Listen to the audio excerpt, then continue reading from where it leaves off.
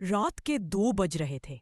शहर के सबसे बड़े बिजनेसमैन विक्रम मेहता की लाश उनके बंगले से बरामद हुई। पुलिस जब पहुंची तो पूरा घर खून से लथपथ था और उस खून से सनी चाकू पर एक ही फिंगरप्रिंट था, उनकी पत्नी सिया मेहता का। सुबह होते ही सारे न्यूज चैनल्स पर यही हेडलाइन चल रही थी, पति की हत्या करने वाली सिया मेहता गिरफ्तार। सिया को पुलिस ने हिरासत में ले लिया। वो चुप थी, बिल्कुल खामोश।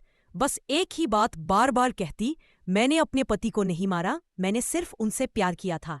लेकिन सबूतों के सामने उसके शब्द बेबस थे। कमरे में मिले सीसीटीवी फुटेज में सिया को उसी रात विक्रम के कमरे की तरफ जाते देखा गया था। फुटेज के बाद लाइट चली जाती है और फिर बस सायरन की आवाज सुनाई देती है।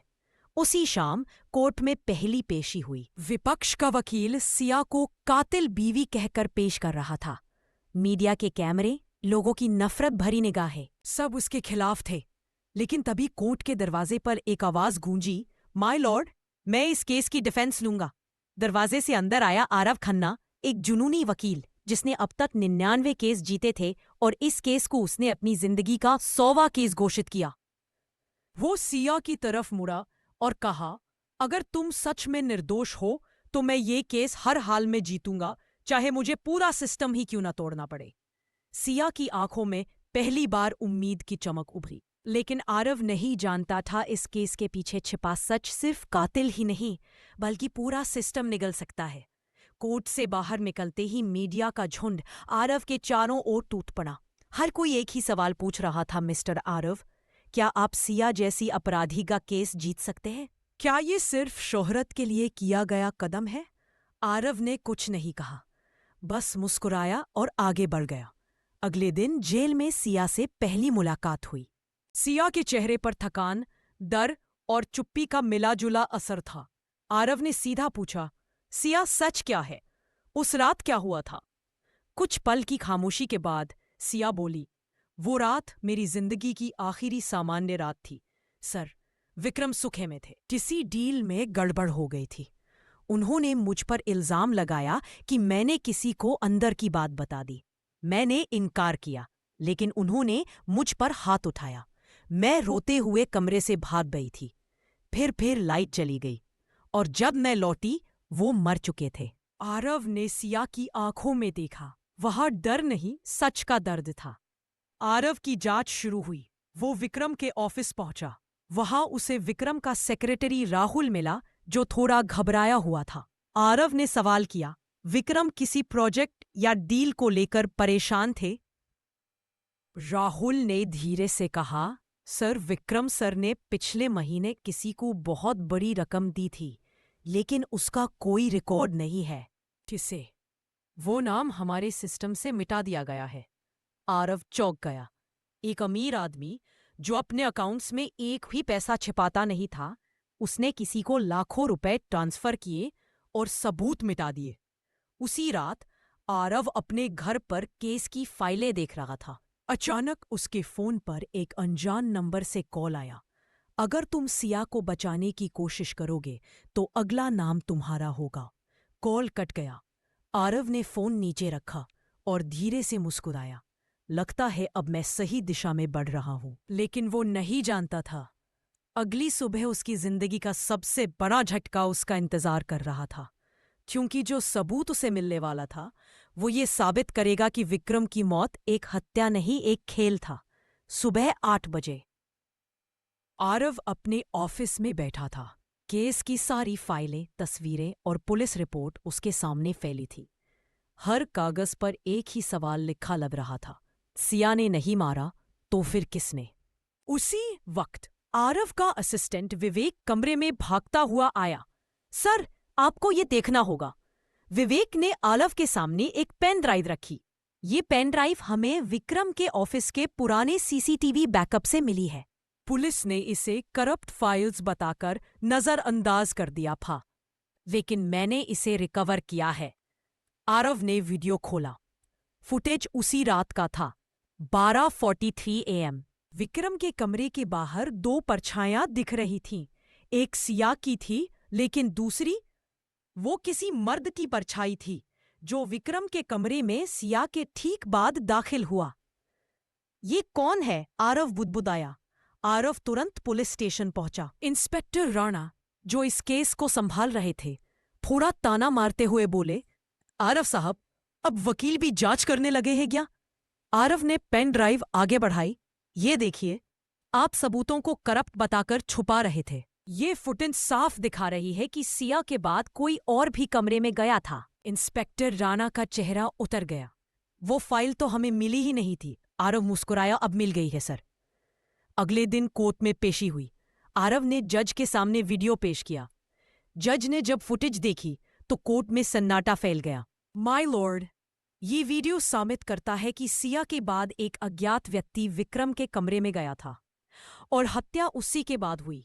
विपक्ष का वकील भड़क गया, ये फुटेज धुंधला है, इससे कुछ साबित नहीं होता। लेकिन कोर्ट ने आदेश दिया कि वीडियो को फॉरेंसिक जांच के लिए भेजा जाए। रात को आरव अपनी कार में बैठने ही वाला था कि पीछे से किसी ने फाइल उसके हाथ से छीन ली। वो मुड़ा और देखा कि दो नकाबपोश आदमी भाग रहे थे। आरव ने पीछा किया, लेकिन वो दोनों अंधेरे में गायब हो गए। बस सड़क पर एक कागज गिरा रह गया था। उस कागज पर लिखा था, वो मर्द जिसे तुम ढूंढ रहे हो वो तुम्हारे बहुत करीब है।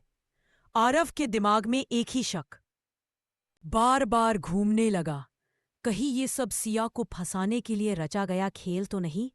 और क्या वो करीबी इंसान कोई ऐसा है जिस पर उसने भरोसा किया हुआ है? रात भर आरव सो नहीं सका। कागज पर लिखा वो एक वाक्य, वो मर्द जिसे तुम ढूंढ रहे हो वो तुम्हारे बहुत करीब है। उसके दिमाग में हथौड़े की तरह बज रहा था। उस सोच में डूबा था, उसके करीब कौन कौन है? विवेक, उसका असिस्टेंट, इंस्पेक्टर राणा या कोई और? अगले दिन सुबह फॉरेंसिक रिपोर्ट आ गई। रिपोर्ट में बताया गया कि वीडियो 100% असली है और उसमें मौजूद परछाई किसी मर्द की है, लेकिन चेहरे की पहचान साफ नहीं हो पा रही थी। आरव ने तय किया कि वो अब विक्रम के पुराने दोस्तों और बिजनेस पार्टनर से बात करेगा, क्योंकि वहीं से शायद कोई कड़ी जुड़े। पहला नाम था आदित्य कपूर, विक्रम का बचपन का दोस्त और बिजनेस पार्टनर। आदित्य ने मुस्कुराते हुए कहा, विक्रम बहुत इमोशनल था, सिया पर बहुत भरोसा करता था, पर जब उसे पता चला कि सिया किसी और से बात करती है तो वो टूट गया था। आरव ने हैरानी से पूछा, किसी और से बात करती थी? किससे? आदित्य ने हल्की मुस्कान के साथ कहा, वो तो आप जैसे जीनियस वकील को पता लगाना चाहिए। आरव ने ध्यान दिया, आदित्य की आंखों में एक अजीब सी चालाकी थी। वो वहीं से निकला और सीधे सिया से मिलने जेल गया। सिया ने जैसे ही आदित्य का नाम सुना वो सहम गई। सर, आदित्य से सावधान रहिए, वो विक्रम के बिजनेस का पार्टनर नहीं, उसका सबसे बड़ा दुश्मन था। आरव ने पूछा, दुश्मन? हाँ, विक्रम ने एक डील में उसे धोखा दिया था। आदित्य ने कहा था वो एक दिन बदला जरूर लेगा। वो अक्सर हमारे घर आता था और विक्रम को नीचा दिखाने की कोशिश करता था। आरव के मन में शक और गहरा गया। उसे लगा शायद यही वो करीबी इंसान है जिसके बारे में कागज में लिखा था। लेकिन तभी वो जेल से बाहर निकल ही रहा था कि एक पुलिसकर्मी भागता हुआ आया और बोला, सर, इंस्पेक्टर राणा ने आपको तुरंत बुलाया है, कुछ जरूरी मिला है। आरव पुलिस स्टेशन पहुंचा तो देखा राणा के चेहरे पर चिंता के भाव थे। आरव साहब, हमें विक्रम की कार से एक फिंगरप्रिंट मिला है जो किसी आदित्य कपूर का है। आरव चौंक गया। मतलब आदित्य उस रात वहां था? हाँ, और सबसे बड़ी बात, वो शहर छोड़ चुका है। आरव ने गहरी सांस ली। अब तस्वीर साफ हो रही थी, लेकिन सवाल अभी भी बाकी था। अगर आदित्य ही असली कातिल था तो फिर सिया को क्यों फंसाया गया? और वो रहस्यमयी कॉल करने वाला कौन था जो आरव को धमका रहा था? कहानी अब एक ऐसे मोड़ पर थी जहां दो चेहरे मुस्कुरा रहे थे और सच उनके बीच कहीं छिपा था। आदित्य के फरार होने की खबर से पूरा शहर हिल गया। मीडिया अब नए सवाल उठा रही थी।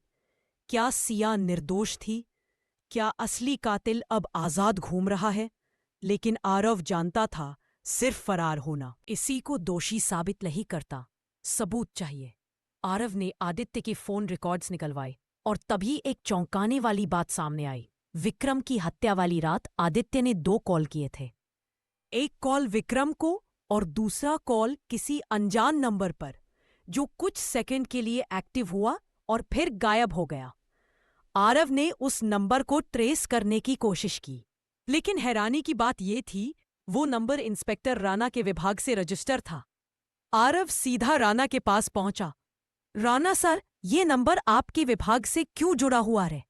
राणा कुछ पल चुप रहे, फिर बोले, आरव, कुछ बातें कोर्ट में नहीं कही जाती। आदित्य का नाम पहले दिन से हमारी रडार पर था, पर ऊपर से आदेश था कि केस सिया पर ही डालना है। आरव ने हैरानी से पूछा, ऊपर से मतलब किसका आदेश? राणा ने धीमे स्वर में कहा, विक्रम की मौत में सिर्फ एक आदमी का फायदा हुआ है, रघुवीर सिंह, वो पॉलिटिशियन जो विक्रम की कंपनी में 40% का हिस्सा चाहता था। आरव के चेहरे का रंग उड़ गया, क्योंकि रघुवीर सिंह वही व्यक्ति था जो आरव का सबसे बड़ा क्लाइंट भी था। रात को आरव अपने ऑफिस पहुंचा। हर चीज वैसी ही थी जैसी वो छोड़ कर गया था, बस एक फर्क के साथ। टेबल पर एक लाल लिफाफा रखा था, उसमें एक फोटो थी, आरव और सिया की जेल मीटिंग की तस्वीर। नीचे लिखा था, अब तुम हमारे बहुत करीब आ चुके हो। अगर सिया को बचाने की कोशिश की तो अगली तस्वीर तुम्हारी लाश की होगी। आरव ने वो फोटो मुट्ठी में मरोड़ दी। उसकी आंखों में अब डर नहीं, सिर्फ जंग का जुनून था। अगले दिन कोर्ट में आरव ने एक नया मोशन फाइल किया। माय लॉर्ड, हमें लगता है कि ये मर्डर केस नहीं, एक राजनीतिक साजिश है जिसमें विक्रम की हत्या के पीछे रघुवीर सिंह और आदित्य कपूर का हाथ है। पूरा कोर्ट रूम सन्न रह गया। विपक्ष के वकील ने चिल्लाकर कहा, आपके पास कोई सबूत है? आरव बोला, अभी नहीं, लेकिन अगले पेशी तक सबूत मैं खुद लेकर आऊंगा, क्योंकि सच छिप सकता है, मिट नहीं सकता। कोर्ट से बाहर निकलते हुए आरव के फोन पर एक मैसेज आया, तुम्हारे ऑफिस की सीसीटीवी देखो, शायद आखिरी बार। आरव दौड़ा दौड़ा अपने ऑफिस पहुंचा। जैसे ही उसने रिकॉर्डिंग देखी, उसकी आंखें फटी की फटी रह गई, क्योंकि वीडियो में वो देख रहा था विवेक उसका अपना असिस्टेंट आदित्य के साथ हाथ मिलाता हुआ। अब सवाल ये था, क्या विवेक शुरू से आरव के खिलाफ काम कर रहा था? क्या वो ही अंदर से सब जानकारी लीक कर रहा था? कहानी अब उस मोड़ पर थी जहां दोस्त और दुश्मन में फर्क मिट गया था। आरव के हाथ कांप रहे थे। लैपटॉप स्क्रीन पर जो दिख रहा था उसने उसकी रगों में खून जमा दिया था। विवेक, उसका असिस्टेंट, आदित्य के साथ हाथ मिलाते हुए हंसते हुए कुछ फाइलें दे रहा था, और वो फाइलें थीं सिया केस की पूरी डिफेंस स्ट्रैटेजी। आरव ने स्क्रीन बंद की और धीरे से कुर्सी पर बैठ गया। वो लड़का जिसे मैंने पढ़ाया, जिसे अपना साया समझा, वही मेरे खिलाफ। उसके दिल में गुस्से की लपटें थी, लेकिन दिमाग में सन्नाटा। अगली सुबह आरव बिना कुछ कहे सीधे विवेक के घर पहुंचा। दरवाजा खुला, अंदर हर चीज बिखरी हुई थी। कंप्यूटर ऑन था और स्क्रीन पर सिर्फ एक नोट लिखा था, आरव सर, माफ कर दीजिए, मैंने जो किया मजबूरी में किया। वो लोग मुझे और मेरे परिवार को मार देते। अब बहुत देर हो चुकी है। नीचे खून के छींटे थे और फर्श पर विवेक की लाश। आरव ने फोन उठाया और इंस्पेक्टर राणा को बुलाया। राणा ने लाश देखी और कहा, ये आत्महत्या नहीं लगती, इसे साफ तौर पर मारा गया है। आरव की आंखों में आग थी। वो लोग सोचते हैं डराकर मुझे रोक देंगे, अब नहीं, अब मैं किसी को नहीं छोड़ूंगा। उसी शाम आरव ने सिया से फिर मुलाकात की। सिया की आंखों में अब थोड़ी उम्मीद थी। सर, क्या कुछ मिला? आरव ने धीमी आवाज में कहा, सच तक पहुंचने में एक जान चली गई, लेकिन अब मैं पीछे नहीं हटूंगा। आदित्य और रघुवीर सिंह दोनों को एक ही मंच पर लाना होगा। सिया ने पहली बार उसकी आंखों में देखा और कहा, आप अकेले नहीं हैं आरव सर। विक्रम निर्दोष नहीं था। उसने जो सौदा किया था उसमें रघुवीर सिंह का नाम खुद लिखा था। आरव चौंक गया। क्या मतलब? वो सौदा जहां से सब शुरू हुआ। विक्रम ने मेरे सामने वो कॉन्ट्रैक्ट साइन किया था। अगर वो कॉन्ट्रैक्ट मिल जाए तो पूरी साजिश खुल जाएगी। अब आरव का नया मिशन था विक्रम के उस कॉन्ट्रैक्ट की तलाश जो अब तक सबकी नजरों से गायब था। लेकिन आरव को नहीं पता था उसका पीछा अब सिर्फ कोई इंसान नहीं बल्कि एक पूरा सिस्टम कर रहा था। रात के अंधेरे में आरव अपनी कार से निकल पड़ा।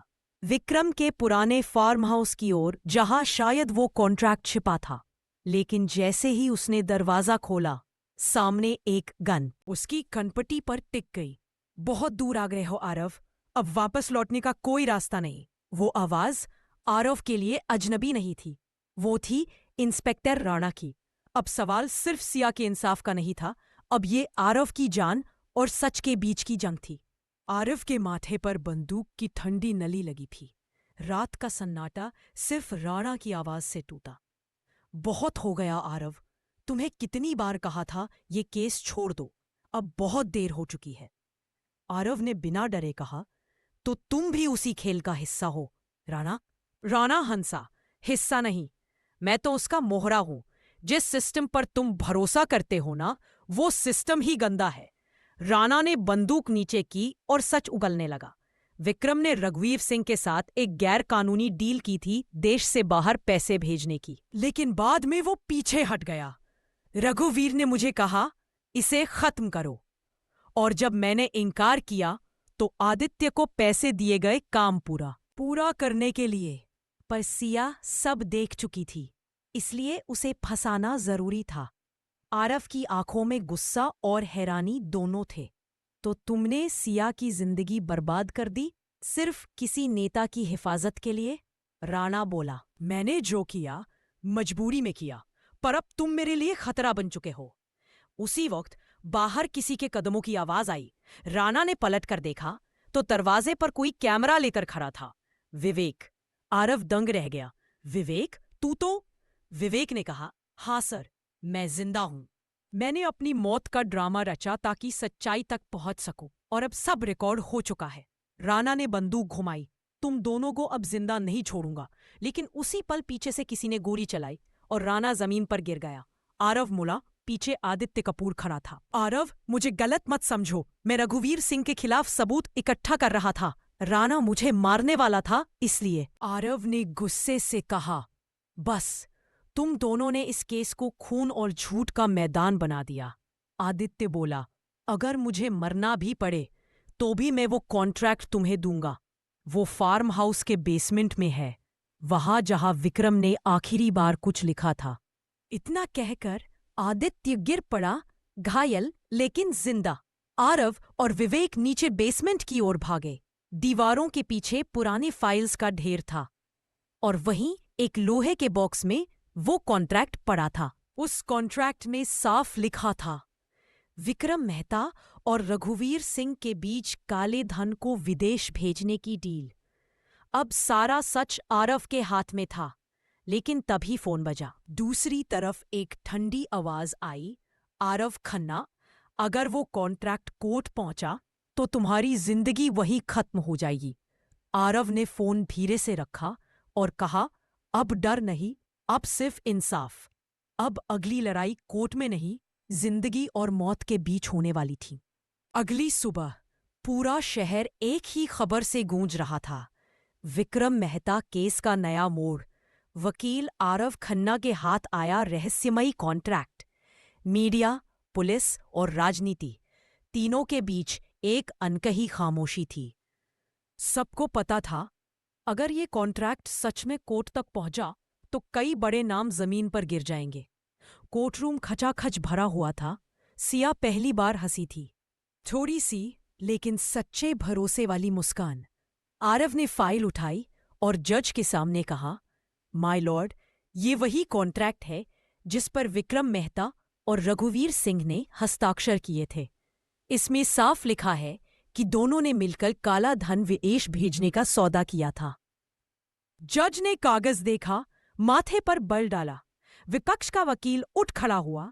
आप कह रहे हैं कि ये सारा खेल रघुवीर सिंह का है? क्या कोई प्रत्यक्ष सबूत है? आरव ने मुस्कुराते हुए कहा, बिल्कुल है माय लॉर्ड। वो इशारा करता है, और कोर्ट के मॉनिटर पर वीडियो चलता है। वीडियो में दिख रहा था, इंस्पेक्टर राणा कह रहा है, रघुवीर सिंह ने आदेश दिया था केस सिया पर डाल दो। पूरा कोर्टरूम सन्न रह गया। रघुवीर सिंह का चेहरा उतर गया। वो अपनी कुर्सी से उठकर चिल्लाया, ये वीडियो नकली है, ये सब झूठ है। आरव ने शांत स्वर में कहा, माय लॉर्ड, ये वीडियो फॉरेंसिक से सत्यापित है, और अगर जरूरत हो तो मैं कॉल रिकॉर्डिंग भी पेश कर सकता हूं। जज ने गंभीरता से कहा, अदालत आदेश देती है कि रघुवीर सिंह और आदित्य कपूर को तत्काल हिरासत में लिया जाए। पुलिस दोनों को पकड़ने आगे बढ़ी, लेकिन रघुवीर सिंह अचानक अपने गार्ड्स के साथ भागने की कोशिश करता है। हॉल में अफरा तफरी मच जाती है। चीखे, सायरन और भागते कदमों की आवाजें। सिया डरी हुई थी, लेकिन आरव ने उसकी तरफ देखा और बोला, डरिए मत सिया, अभी इंसाफ कोई नहीं रोक सकता। उसी वक्त एक गोली चलती है और आरव जमीन पर गिर जाता है। सिया चीख उठती है, आरव सर! चारों तरफ हंगामा। रघुवीर सिंह के एक आदमी ने गोली चलाई थी, पर तभी पुलिस ने उसे पकड़ लिया। आरव की छाती से खून बह रहा था, लेकिन उसके होंठों पर मुस्कान थी। वो धीरे से बोला, मैंने कहा था ना, सच मिट नहीं सकता। और उसकी मुट्ठी में वही कॉन्ट्रैक्ट था। अदालत ने फैसला सुनाया, सिया निर्दोष है। रघुवीर सिंह और आदित्य कपूर पर हत्या और भ्रष्टाचार का मुकदमा चलेगा। लेकिन आरव अब अस्पताल में था, जिंदगी और मौत की बीच की लड़ाई में। रात का सन्नाटा, ठंडी हवा और आरव के भीतर तूफान। वो अपने ऑफिस में अकेला बैठा था। मेज पर वही पुरानी केस फाइल, वही फोटो, वही सवाल। लेकिन अब उसके पास वो जवाब था जिसे सुनकर सब कुछ बिखर सकता था। दरवाजे पर दस्तक हुई। आरव ने सिर उठाया। सामने विवेक था। वो शांति से बोला, सर, अब तो आपको सिया को छोड़ देना चाहिए। अब मामला बहुत आगे बढ़ चुका है। आरव ने सिगरेट बुझाई, आंखें उठाईं। तू ही तो कहता था विवेक कि सच तक पहुंचना जरूरी है। अब जब सच सामने है तो पीछे क्यों हट जाऊं? विवेक कुछ पल चुप रहा, फिर बोला, क्योंकि वो सच तुम्हारी जान ले लेगा। आरव चौंका। तू क्या कहना चाहता है? विवेक ने हल्की हंसी हंसते हुए कहा, वो रात याद है जब विक्रम मरा था? तुम कोर्ट में लड़ रहे थे, मैं वहां मौजूद था। आरव की आंखों में डर और शक दोनों थे। तू कहना क्या चाहता है विवेक? विवेक की आवाज अब ठंडी और खतरनाक थी। वो दूसरा शख्स जो सिया के बाद विक्रम के कमरे में गया था, वो मैं था। आरव की सांसें थम गईं। क्या? तूने मारा विक्रम को? विवेक ने सिर झुका लिया। हाँ, लेकिन मेरी वजह सिया थी। विवेक की जुबान से वो कहानी निकली जिसने सब कुछ उलट दिया। वो बोला, विक्रम सिया का शोषण कर रहा था। वो उसे ब्लैकमेल कर रहा था। उसने सिया के करियर और उसकी जिंदगी बर्बाद करने की धमकी दी थी। मैं उसे रोकने गया। झगड़ा हुआ और वो मर गया। आरव की आंखों में आंसू थे। तूने ये बात मुझसे छुपाई क्यों? क्योंकि मुझे लगा अगर सिया बच जाएगी तो सब कुछ ठीक हो जाएगा। लेकिन तुम सिया के लिए कुछ भी करने को तैयार थे। मैं डर गया। आरव ने भारी मन से कहा, तो सिया निर्दोष थी और तू ही असली कातिल। विवेक की आंखों में अब भी दर्द था। हाँ, लेकिन अब सच सामने आ चुका है। कल कोर्ट में मैं खुद बयान दूंगा। लेकिन अगले दिन सुबह विवेक की लाश नदी किनारे मिली। पुलिस ने रिपोर्ट दी, आत्महत्या। लेकिन आरव जानता था ये आत्महत्या नहीं थी। फाइलों के ढेर में अब एक और नाम जुड़ गया था, विवेक शर्मा, मृत। आरव ने आसमान की ओर देखा और कहा, अब ये केस खत्म नहीं हुआ है, अब इसकी शुरुआत होगी। सुबह का धुंधलका था। आरव पुलिस स्टेशन के बाहर खड़ा था। आंखों में नींद नहीं, बस बदले की आग। विवेक मर चुका था, सिया जेल में थी और वो एक बार फिर अकेला था। लेकिन आरव अब हार मानने वालों में नहीं था। वो जानता था किसी ने सबको मोहरे की तरह इस्तेमाल किया है। आरव ने फिर से पुरानी फाइलें खोली, हर रिपोर्ट, हर फोटो, हर गवाही। और तभी उसकी नजर पड़ी पुलिस की पहली रिपोर्ट पर मौजूद एक साइन पर। इंस्पेक्टर राणा। वो साइन जिस दिन की थी, उस दिन राणा छुट्टी पर था। मतलब रिपोर्ट किसी और ने उसके नाम से बनाई थी। आरव के जहन में सब जुड़ने लगा। राणा ही तो हर सबूत तक पहले पहुंचता था। वो ही सब मिटाता था। वो ही विवेक के मरने से एक दिन पहले उसके घर गया था। आरव सीधे राणा के घर पहुंचा। दरवाजा आधा खुला था। अंदर सिगरेट का धुआं, मेज पर शराब की बोतल और दीवार पर विक्रम की फोटो। आरव बोला, खेल बहुत अच्छा खेला तुमने राणा। पहले विक्रम से पैसे खाकर सिया को फंसाया, फिर विवेक को डराकर मार डाला। राणा हंस पड़ा। तू बहुत समझदार है आरव। लेकिन थोड़ी देर से समझा। उसने दराज से पिस्तौल निकाली ये कहानी यही खत्म होती है। लेकिन तभी बाहर से गोली चली। राणा जमीन पर गिर पड़ा। पुलिस अंदर घुसी। इंस्पेक्टर राणा, आप गिरफ्तार है। दरअसल आरव ने आने से पहले ही एंटी करप्शन ब्यूरो को सबूत भेज दिए थे। वो फुटेज, वो झूठी रिपोर्ट और विवेक का वॉइस नोट, जिसमें उसने कबूल किया था कि राणा उसे ब्लैकमेल कर रहा था। कुछ महीनों बाद सिया जेल से बाहर आ चुकी थी। वो आरव के ऑफिस में आई, सादगी से बोली, अगर आप ना होते तो मैं जिंदा नहीं होती। आरव मुस्कुराया, लेकिन उसकी आंखें नम थीं। न्याय हमेशा देर से आता है सिया, पर जब आता है तो सब कुछ बदल देता है। सिया ने धीरे से कहा, आपने इंसाफ दिलाया आरव, अब थोड़ा अपने लिए भी जी लीजिए। आरव ने खिड़की से बाहर देखा। बारिश हो रही थी। आसमान जैसे सारे गुनाहों को धो रहा था। कहानी का अंत इंसाफ सिर्फ कोर्ट में नहीं होता, कभी कभी वो ज़मीर की अदालत में होता है, जहां सजा नहीं, सुकून मिलता है। The end.